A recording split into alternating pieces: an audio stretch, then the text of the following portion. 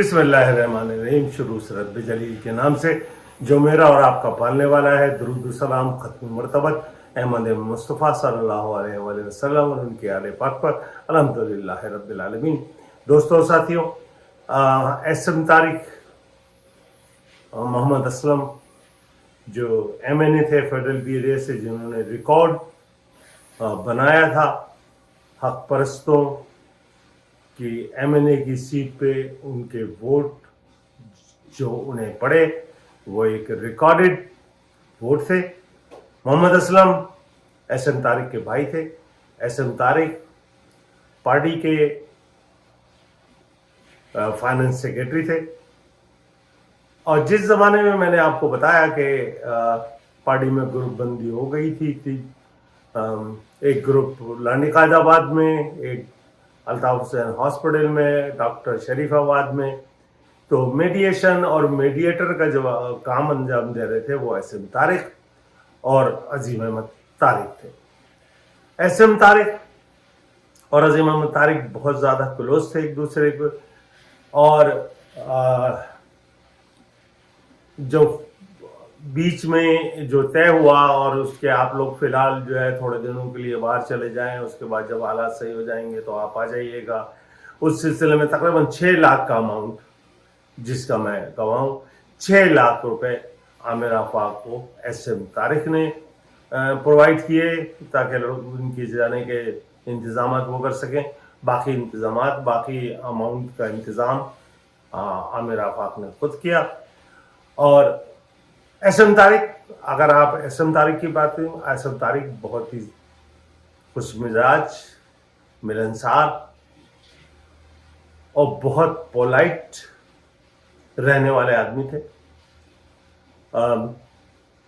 चूंकि उनकी जिम्मेदारी जो है वो फाइनेंस की होती थी और वो अजीम अहमद के साथ उस आखिरी मीटिंग में जिस रात उनका कत्ल हुआ, जिस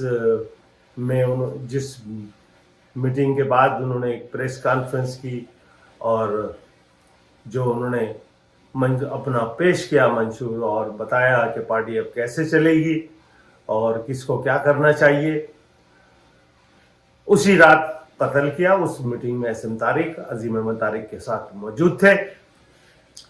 तो अजीम अहमद तारिक के कत्ल की, एसएम तारिक के कत्ल की 2 वजूहत थी। एक तो एसएम तारिक बहुत अच्छी तरह जानते थे कि अजीम अहमद तारिक को किसने कत्ल किया और क्यों कत्ल किया।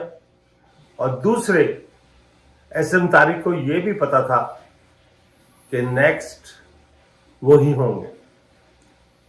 लेकिन बहरहाल उनके कत्ल की एक और वजह भी है और जो वो भी समझ में आती है। चूंकि एसएम तारिक को अगर कत्ल कर दिया जाए तो एक तो अजीम अहमद तारिक के कत्ल पे खामोशी हो जाएगी, कोई विटनेस नहीं रहेगी, और दूसरी फाइनेंशियल मामला। अब आप किसी से भी अगर आप पूछें आज कि भाई वो इतना अमाउंट था एसएम तारिक के पास, वो कहाँ गया, तो उसका एक सीधा और सिंपल जवाब उनके कत्ल के बाद बना लिया गया और उसी बनाने के लिए उसको कत्ल किया गया एसएम तारिक को, कि बहुत आसानी से भाई हमें तो पता नहीं, सारा हिसाब किताब एसएम तारिक के पास था, कहाँ क्या रखते थे और हालात ख़राब थे, छापे पड़ रहे थे तो उन्होंने रिकॉर्ड कहाँ कहाँ रखा हमें मालूम नहीं, फाइनेंस के क्या मामला थे हमारे इल्म में नहीं है। तो 2 चैप्टर क्लोज हुए। एक तो अजीम अहमद तारिक के कत्ल की विटनेस को वाइंड अप हो गई। दूसरे जो फाइनेंस के मामला थे, कितना अमाउंट था, कितना फंड था, कहाँ गया, कैसे कैसे खर्च हुआ, वो तमाम मामला एसएम तारिक के कत्ल में उनकी खबर में दफना दिए गए। तो ये एक बहुत अच्छा मौक़िफ़ था कि भाई अब आपसे फाइनेंस के ऊपर बात नहीं की जा सकती। डॉक्टर साहब से अगर आप पूछते, डॉक्टर इमरान फारूक से, भाई कहाँ गए इतने पैसे, तो भाई मुझे तो पता ही नहीं। हाँ, ये मेरा पूरा यकीन है। जिस तरह अजीम अहमद तारिक को कत्ल कराने में जो बॉस मैन थे, जो ऑर्डर देने वाली अथॉरिटी थी, वो डॉक्टर इमरान फारूक की थी। और डॉक्टर इमरान फारूक ही, अगर आप देखें तो एसएम तारिक कत्ल कराने में 110% उस अगर किसी का हाथ था तो वो डॉक्टर इमरान फारूक का था। उससे दो फायदे, एक तो अजीम अहमद तारिक के कत्ल के ऊपर कोई गुफ्तगू नहीं हो पाएगी, क्योंकि अजीम अल्ताफ एसएम तारिक अजीम अहमद तारिक के साथ मुस्तकिल लगे होते थे। और दूसरे फाइनेंस के मामला को दफनाने के लिए ये कत्ल क्या किया गया। मेरी ज़ाती राय में एसएम तारिक एक बहुत अच्छे, बहुत नाइस इंसान थे, जो पुराने तमाम साथी जो उनसे मिलते थे या उनके साथ रहते थे वो जानते हैं कि वो लड़ाई झगड़ा और मार कुटाई के कतई हामी नहीं थे। वो एक पीसफुल, एक अच्छी तबीयत के इंसान थे और वो पार्टी के फाइनेंस के मामलात में अपनी पूरी कोशिशें और काविशें इस्तेमाल किया करते थे कि पार्टी के फाइनेंस के मामलात को बेहतर तरीके पे चलाया जा सके। तो मेरे दोस्तों, यानी बहुत दुख के साथ कहना पड़ता है कि बहुत सारे कत्ल बाहर वालों ने नहीं, अंदर वालों ने की। उनको मारने के लिए आईएसआई या आईबी नहीं आई, या रेंजर का डीजी नहीं आया।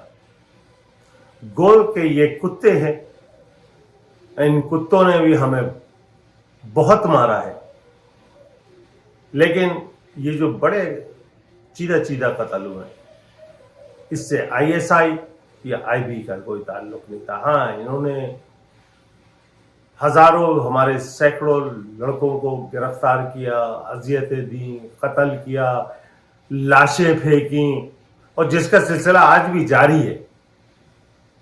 बल्कि अब तो ये इतने खूंखार भेड़िए हो चुके हैं कि ये सो भी नहीं सकते अगर किसी पे टार्चर ना करें। स्पेशली फ़हीम रज़ा, फैसल नसीर, नवीद अंजुम, ये वो नाम है। मैं हाफिज यजीदी की बात नहीं कर रहा, वो तो एक कठपुतली, हिजड़ा, जोरू का घोड़ू, आप जो भी उसको नाम ले, वो अपनी बीवी के सामने खड़ा नहीं हो सकता, तो नवीद अंजुम के सामने क्या खड़ा होगा। वो तो बचपन का चाइल्ड, उसके साथ चाइल्ड अब्यूज होता रहा, वो जब हिफ्स करता था। यही वजह है कि उसकी समझ में कुछ नहीं आया, और आज भी जो वो एक्ट कर रहा है वो यजीदी एक्ट कर रहा है। लेकिन असल जो कातिल हैं, फैसल नसीर, फ़हीम रज़ा, नवीद अंजुम, या वो चुड़ा जो कोर कमांडर कराची है, इफ्तिखार, ये वो लोग हैं जो बगैर किसी तशद्दुद किए हुए, बगैर किसी को टार्चर किए हुए रात को सो नहीं सकते, क्योंकि ये जुनूनी है, जुनूनी। लेकिन इन जुनूनी कातिलों से पहले भी बहुत सारे जुनूनी कातिल थे जो फौज में मौजूद थे। मैं इतना यकीन से कह सकता हूं कि अजीम अहमद तारिक और एसएम तारिक के कत्ल में उनका कोई किरदार, कोई ना आफाक का, ना आमिर का, ना आईएसआई का, ना आईबी का कोई ताल्लुक नहीं था। ये प्योरली डॉक्टर इमरान फारूक की कार्रवाई थी, और उनके ईमा पे की गई। और एक अच्छा इंसान, एक अच्छा फाइनेंस सेक्रेटरी पार्टी को उससे महरूम कर दिया गया। और उनके असल कत्ल की वजह दो ही थी, एसएम तारिक के मामले पे कोई मुंह ना खोले, और दूसरे फाइनेंस के मामलात पे कोई आपसे जवाब और सवाल ना किया जाए, क्योंकि एसएम तारिक कत्ल कर दिए गए। तो दोस्तों, इंशाल्लाह आजकल अमेरिका में बड़ा गहमी है। अगली वीडियो में कुछ बात होगी। कोलंबिया यूनिवर्सिटी से स्टूडेंट का एहतजाज शुरू हुआ। तो कोलंबिया यूनिवर्सिटी की तारीख में सबसे पहले کس سن میں احتجاج شروع ہوا. آج یہ احتجاج پورے امریکہ میں تقریباً 40 یونیورسٹیوں تک پھیل چکا ہے, اور لگتا یہ ہے کہ امریکہ کی جو بیوروکریسی ہے انہوں نے پاکستانی پولیس کی خدمات حاصل کر لی ہیں, کیونکہ وہی بیرک اور